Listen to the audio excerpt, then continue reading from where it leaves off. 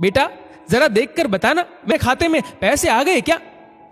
उस बुजुर्ग महिला ने कांपते हाथों से अपने साथ लाए झोले में से पासबुक निकालकर काउंटर पर रख दिया।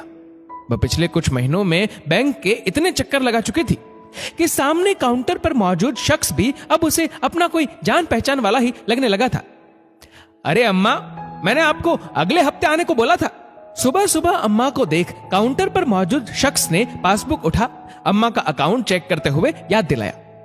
बेटा एक बार देख लो, शायद आ गए होंगे। नहीं अम्मा, कोई रुपए नहीं आए हैं। अम्मा का पासबुक वापस काउंटर पर रखते हुए वह अपने कंप्यूटर के स्क्रीन पर व्यस्त हो गया। बेटा तुमने ठीक से तो देख लिया ना? अम्मा ने एक बार फिर से काउंटर पर मौजूद शख्स की ओर बड़े उम्मीद से देखा। अरे जाओ ना अम्मा, और रोज रोज मत आया करो, अब सीधे अगले महीने आना। उस शख्स की बात सुन गहरी निराशा के साथ वह अपना पासबुक उठा झोले में रख वापस मुड़ी और मोबाइल पर बात करते हुए बैंक के भीतर प्रवेश करते एक नौजवान से टकरा कर गिर पड़ी। ओ माफ कीजिए माँ जी, आपको कहीं चोट तो नहीं लगी? उस नौजवान ने अपना सूटकेस बगल में रख फुर्ती से अम्मा को उठाया। तब तक काउंटर पर मौजूद शख्स भी अपना काम छोड़ तेजी से भागकर वहां तक आ पहुंचा। नहीं बाबू, कोई चोट नहीं लगी। झोला संभाल अम्मा उठ खड़ी हुई। अम्मा का काम हो गया? काउंटर पर मौजूद शख्स से बैंक के सीनियर सिटीजन ग्राहक के काम का जायजा लेना शायद उस नौजवान ने अपना कर्तव्य समझा। सर, अम्मा अपने अकाउंट से पैसे निकालने आई थी, किंतु पैसे अभी आए नहीं है। काउंटर पर मौजूद शख्स के हाव भाव से अम्मा समझ गई कि सामने खड़ा नौजवान उस बैंक के किसी बड़े ओहदे का मालिक है। लेकिन वृद्धा पेंशन तो पिछले हफ्ते ही सभी के अकाउंट में डाल दी गई है। इस नौजवान ने काउंटर पर मौजूद शख्स की ओर सवालिया निगाहों से देखा। नहीं नहीं बाबू, वृद्धा पेंशन नहीं चाहिए, मेरा बेटा रुपए भेजता है। अम्मा का स्वाभिमान देख वह नतमस्तक हुआ। अच्छा अच्छा, तो अभी तक रुपए नहीं आए? सर, पिछले 6 महीनों से अम्मा के अकाउंट में कोई रुपया नहीं आया है, लेकिन अम्मा रोज बैंक आ जाती है। आप मुझे अपना पासबुक दिखाइए। देखिए ना बाबू, अम्मा ने फिर से अपने कांपते हाथ झोले में डालकर लगभग चिथड़ा बन चुका पासबुक उसके हाथ में दे दिया। उसने उलट पुलट कर देखा। अम्मा के पासबुक में पिछले 6 महीनों को छोड़कर हर महीने की 2 तारीख को 2000 रुपए नियमित रूप से भेजे गए थे। अब आपका बेटा रुपए नहीं भेजता तो आप वृद्धा पेंशन के लिए आवेदन क्यों नहीं देती? उस अजनबी अम्मा के लिए उसे थोड़ी चिंता हुई।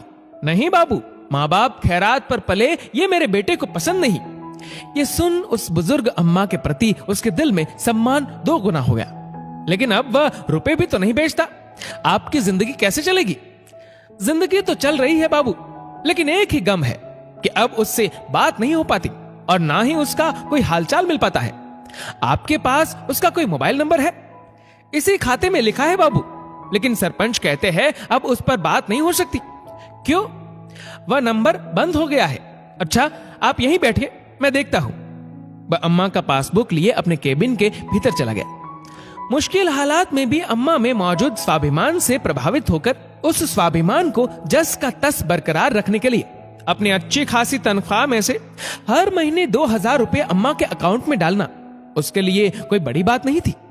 थोड़ी देर बाद वह बाहर आकर बेचैनी से इंतजार करती अम्मा से बोला, अम्मा, आपके बेटे की नौकरी छूट गई थी, इसलिए वह आपको इतने दिनों तक रुपए नहीं भेज पाया, लेकिन अब उसे नौकरी मिल गई है। अगले महीने से वह आपको रुपए जरूर भेजेगा। बाबू, उसे मना कर दीजिए, रुपए ना भेजे। बस पहले की तरह कभी कभी सरपंच के मोबाइल पर फोन कर अपना हालचाल मुझे बता दिया करे। अम्मा के चेहरे की निराशा थोड़ी कम हो गई और यह देख उसे खुशी हुई। जी ठीक है अम्मा, आप मुझे सरपंच का नंबर दे दीजिए। मेरे बेटे के पास सरपंच का नंबर है बाबू। अम्मा की बात सुन वह कुछ सोचकर चुप हो गया और पासबुक अम्मा को वापस कर अपने केबिन की ओर वापस मुड़ा। बाबू, आप मेरा एक काम कर दोगे? अम्मा ने उसे रोकते हुए पूछा।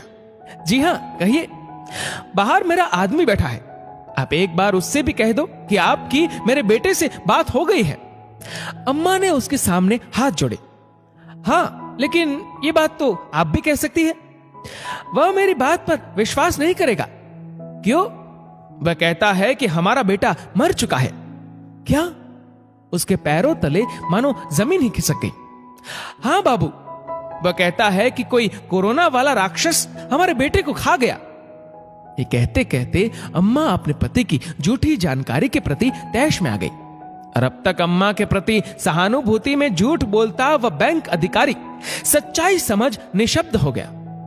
सचमुच कुछ घटनाएं आपको निशब्द कर देती हैं। दोस्तों, इस वीडियो को लेकर आपकी क्या राय है, नीचे कमेंट करके जरूर बताएगा। और अगर आपको वीडियो अच्छा लगा हो तो इस वीडियो को लाइक करेगा, शेयर करेगा ज्यादा से ज्यादा लोगों तक, और ऐसे ही और भी इंस्पिरेशनल वीडियोस के लिए सब्सक्राइब करें हमारे यूट्यूब चैनल को और फेसबुक पर फॉलो करें हमारे पेज को। धन्यवाद।